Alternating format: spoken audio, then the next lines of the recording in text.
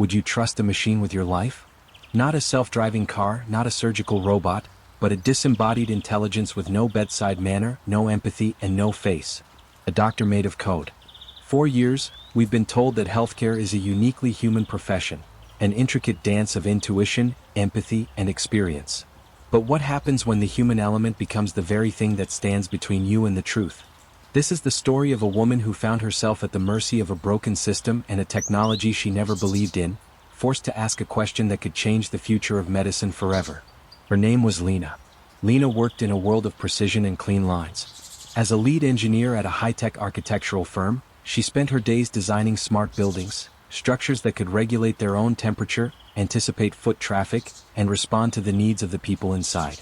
She was a woman who trusted data, but she had a deep, almost instinctual distrust of anything that claimed to think for itself. A machine can't feel, she'd often say to her colleagues. It can't empathize. It can't understand a problem it hasn't been programmed to solve. This belief extended to every facet of her life, especially her health. She had an unwavering faith in human doctors, the culmination of centuries of medical knowledge, honed by human compassion. The first sign was a flicker. Just a tiny, persistent tremor in her right hand, noticeable only when she was holding her coffee mug. She dismissed it as a caffeine jitters or stress. Lena was in the middle of a massive project, the kind that demanded 18-hour days and a level of focus that blurred the line between work and life. A few weeks later, the flicker became more pronounced. It wasn't a full-blown shake, more of a subtle vibration that coursed through her arm, sometimes making her fingers twitch involuntarily as she worked on her digital designs. She started dropping things, a pen, her phone, a small screwdriver. Embarrassed, she tried to hide the tremor, tucking her hand into her pocket or gripping the armrest of her chair. Her husband, Daniel, a software developer with a pragmatic view of the world, was the first to notice. "You're shaking, honey," he said gently one evening, watching her struggle to button her shirt. "Maybe you should see a doctor." Lena brushed him off. "It's nothing. Just stress. Once this project is over, it'll go away." But it didn't.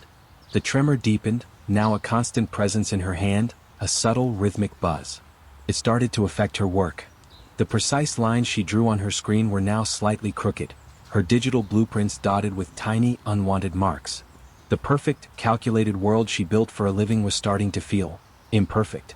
Finally, defeated by the tremor's persistence, she called her doctor's office. Her primary care physician, Dr. Evans, had been her family doctor for years. He was an old-school practitioner with a calm, paternal demeanor and a memory for every patient's family history. Lena felt a sense of relief just scheduling the appointment. Here was a real doctor, a human being who would understand, who would look her in the eye and know what to do. The appointment was a blur of hurried questions and quick examinations. Dr. Evans listened to her symptoms, jotted notes on his tablet, and performed a few reflex tests. He had a line of patients waiting, and the stress in the clinic was palpable. "Stress tremor," he said confidently, without a hint of doubt. He wrote her a prescription for a beta blocker, a common drug for anxiety, and told her to get more sleep. "It's your body's way of telling you to slow down, Lena. You're working too hard." Lena left the office with a prescription in hand, a deep sense of unease in her stomach. He hadn't run any tests. He hadn't asked about her family history. He had simply looked at her, saw a stressed-out professional, and made a quick diagnosis. The beta blockers didn't help. If anything, the tremor became worse, now accompanied by a dull ache in her arm and a sensation of pins and needles. A month later, she saw a neurologist, a specialist Dr. Evans had finally recommended. Dr. Reed was a younger doctor, sharp and efficient. He ran a barrage of tests, a nerve conduction study, an MRI of her brain, blood work. The results all came back clean. "Everything looks normal," he said, pulling up her brain scan on a monitor. The image of her perfect, healthy brain stared back at her. No tumors, no lesions, no signs of anything abnormal. "It's likely an essential tremor, a benign condition. We can manage the symptoms, but there's no cure." He spoke quickly, his gaze fixed on the screen, not on her. Lena wanted to cry. She knew her tremor wasn't benign. It was a debilitating, creeping presence in her life. She was dropping things again, simple objects like forks and glasses. Her hand felt alien, disconnected from her body. Over the next few months, Lena visited 3 more doctors. One suggested it was psychosomatic, a somatic symptom disorder brought on by stress. Another thought it might be an obscure vitamin deficiency. The last one, a specialist in movement disorders, simply shrugged and told her to live with it. Each appointment was a cycle of hope and crushing disappointment. They looked at the same clean tests, the same symptom list, and came to the same dead ends. The frustration was a physical weight on her chest. She was a data-driven person, but the data in this case seemed to lie. The doctors, for all their years of training and experience, couldn't see the truth. She felt invisible, her symptoms dismissed as trivial. One night, Lena broke down. She sat at her kitchen table, staring at her shaking hand, tears streaming down her face. Daniel, who had stood by her through every doctor's visit and every dead-end diagnosis, sat down beside her. "I'm sorry, Lena," he said softly. "I know this is a nightmare. I feel like no one is listening," she said, her voice a raw whisper. "They look at my perfect scans and my perfect blood work and they just assume I'm making it up." That's when Daniel, a tech enthusiast, had an idea. It was a long shot, a desperate measure, and he knew how much Lena despised the idea of AI in medicine. "There's a new program," he said cautiously. "It's an experimental diagnostic AI. It's not a doctor. It's more of a second opinion. It analyzes your medical data and cross-references it with millions of patient records, clinical trials, and research papers from all over the world. It looks for patterns that a human doctor might miss." Lena scoffed. "A computer? You want me to trust a computer?" "It's not about trust," Daniel countered. "It's about data. It doesn't have a preconceived notion about what you're supposed to have. It just processes the information. There's no ego, no exhaustion, no bias. Just pure data analysis. What have you got to lose?" Lena sat in silence, looking from her shaking hand to Daniel's hopeful, earnest face. He was right. She had nothing left to lose. The next day, with a knot of anxiety in her stomach, Lena downloaded the AI diagnostic app. The program's interface was clean and minimalist, a stark contrast to the cluttered, overwhelming atmosphere of a hospital. It asked her to upload all of her medical records, the lab results, the MRI scans, her medical history, a detailed list of her symptoms. It felt impersonal and clinical, a sterile exchange of data.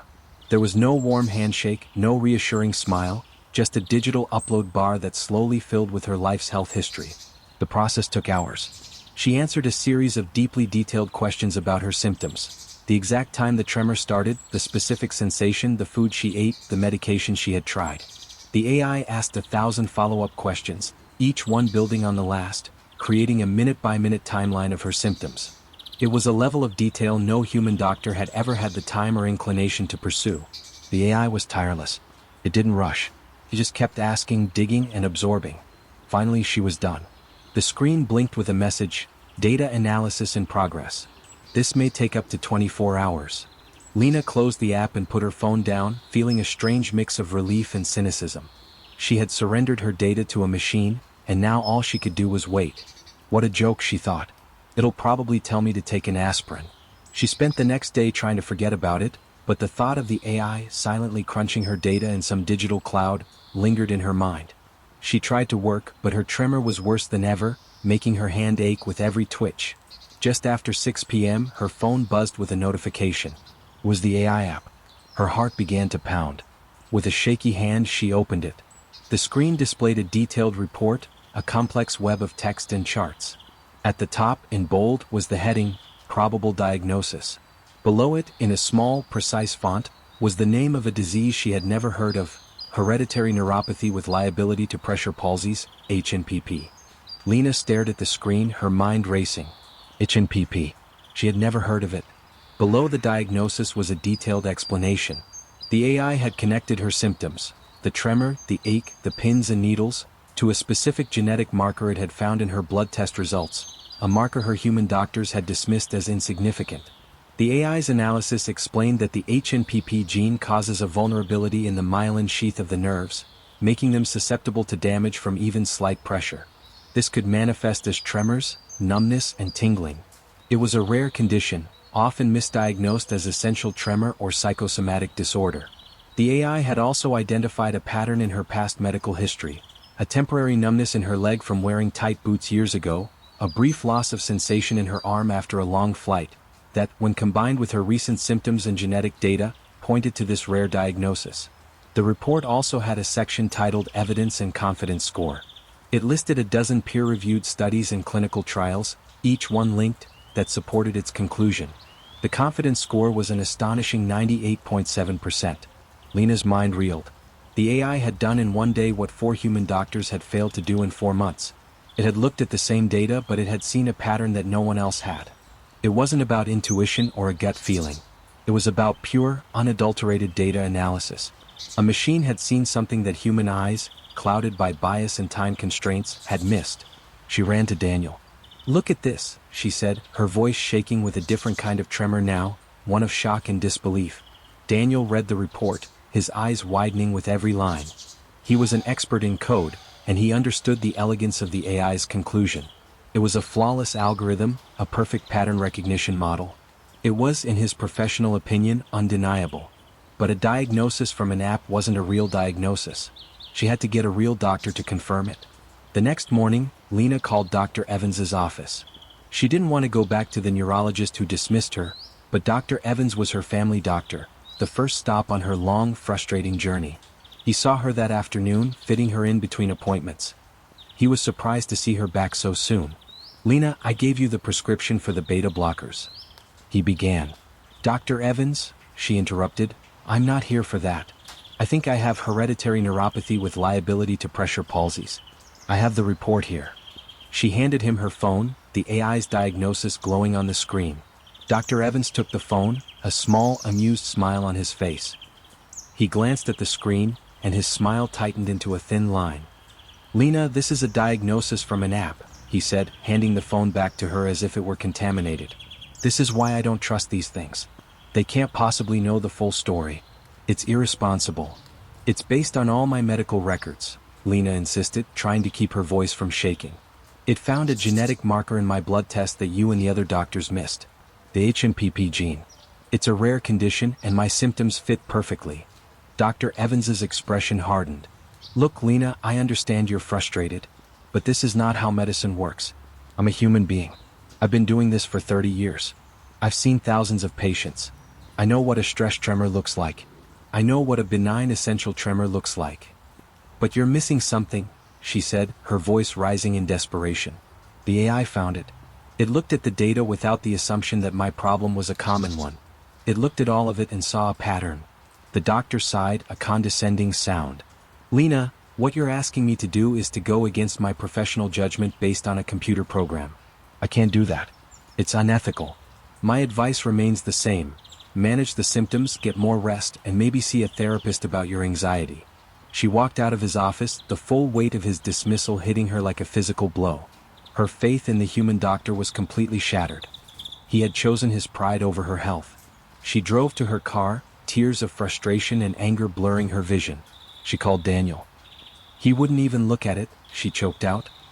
"He said it was just an app, that it was irresponsible to trust it."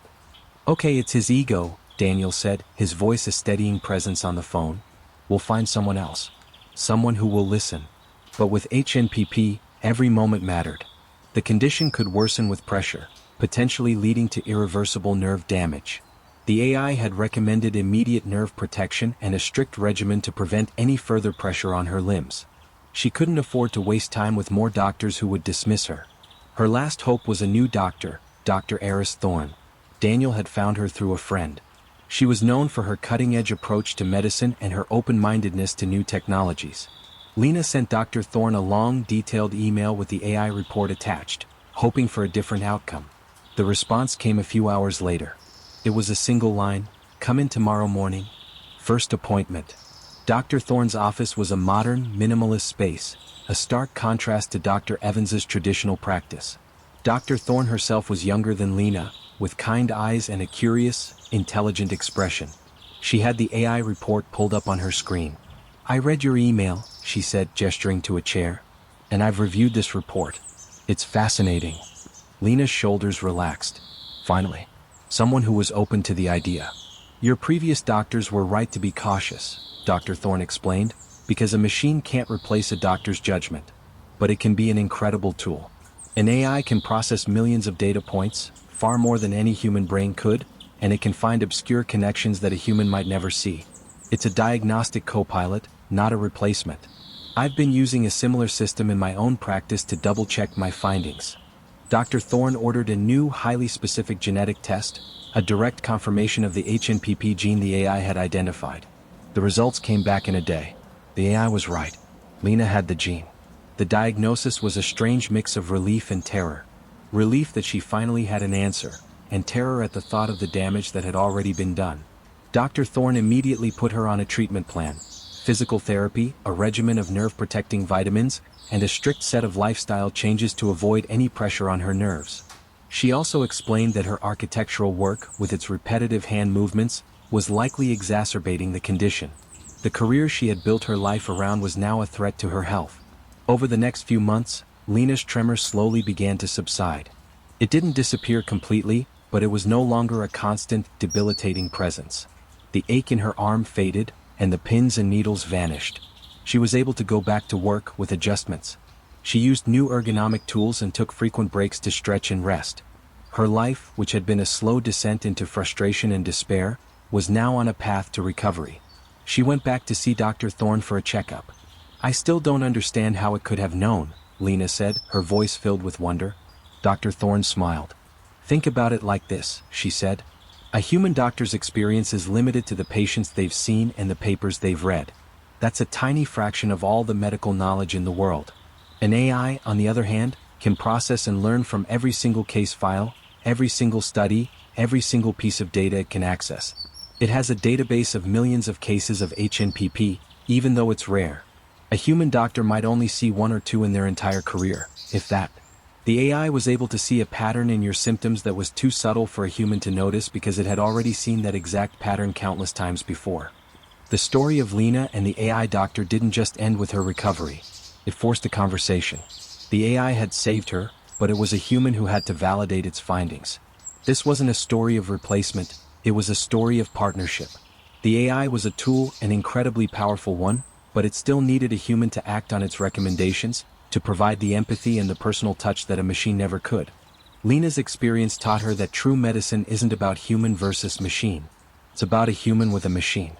The AI was the librarian holding all the knowledge in the world. Dr. Thorne was the detective, using that knowledge to find a diagnosis. And Lena was the person, the patient who needed both the cold logic of the algorithm and the warm human assurance of a doctor who believed her. The moral of the story isn't that AI will replace doctors, but that it will make good doctors great. It will free them from the burden of memorizing endless facts and allow them to focus on the human side of medicine: the empathy, the compassion, the trust, the relationship. It will help them ask the right questions so they can get to the right answers faster. We are entering a new age of medicine, where the best doctors may not be the ones with the most experience, but the ones who are willing to learn from the technology that can see what they cannot. The question is no longer whether we will trust AI with our lives, but whether we will trust human doctors to embrace a technology that can save them.